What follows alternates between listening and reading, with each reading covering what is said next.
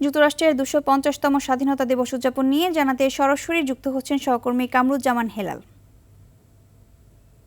হেলাল, স্বাধীনতা দিবস ঘিরে মার্কিন নাগরিকদের উচ্ছ্বাস কেমন দেখছেন এবং সেখানকার সার্বিক চিত্র কি আমাদের জানাবেন? আপনাকে ধন্যবাদ। আপনি যেমনটি বলছিলেন, বিশ্বের অন্যতম প্রাচীন গণতান্ত্রিক রাষ্ট্র যুক্তরাষ্ট্রের আজ ২৫০তম স্বাধীনতা দিবস এবং ১৭৭৬ সালের ৪ জুলাই স্বাধীনতার ঘোষণার মাধ্যমে যে যাত্রা শুরু হয়েছিল, আড়াই শতাব্দীর পর তা পরিণত হয়েছে বিশ্বের বৃহত্তম অর্থনীতি, প্রযুক্তি, উদ্ভাবন, সামরিক শক্তি এবং বহুজাতিক সাংস্কৃতিক এক অন্যান্য রাষ্ট্র।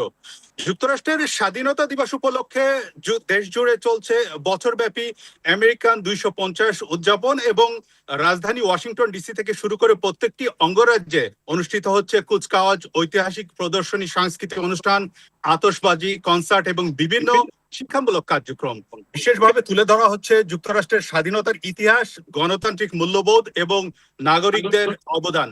এবং ২৫০ বছরে পৌঁছেও যুক্তরাষ্ট্রকে মোকাবেলা করতে হচ্ছে নানা চ্যালেঞ্জ, রাজনৈতিক বিভাজন, অভিবাসন নীতি, জলবায়ু পরিবর্তন, অর্থনৈতিক বৈষম্য, প্রযুক্তিগত নিরাপত্তা, কৃত্রিম বুদ্ধিমত্তার প্রভাব এবং আন্তর্জাতিক ভূরাজনৈতিক পরিবর্তন আগামী দিনের বড় বিষয় হয়ে উঠেছে যুক্তরাষ্ট্র। এবং বিশ্লেষকদের মতে এসব চ্যালেঞ্জ মোকাবেলা করে যুক্তরাষ্ট্র তার গণতান্ত্রিক আদর্শ এবং বৈশ্বিক নেতৃত্ব ধরে রেখেছে।